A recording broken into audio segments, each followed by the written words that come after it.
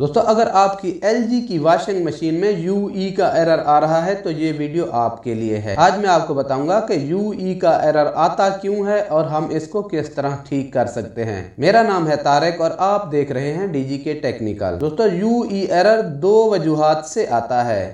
सबसे पहले आपने अपनी वॉशिंग मशीन को खोल कर देखना है कि कहीं ड्रम में आपके कपड़े एक साइड में तो नहीं पड़े हुए। अगर एक साइड में पड़े हुए हैं तो इनको ठीक कर लेना है। दोस्तों दूसरी वजह UE एरर आने की आपकी वॉशिंग मशीन की जगह है जहां पर आपने अपनी वॉशिंग मशीन को रखा हुआ है। अगर आपने अपनी वॉशिंग मशीन को सीधी जगह पर नहीं रखा हुआ तो भी आपको UE का एरर आ सकता है। उसके लिए आपने नीचे अपनी वॉशिंग मशीन को देखना है कि कहीं आपकी वॉशिंग मशीन चलाने के टाइम में हिल तो नहीं रही।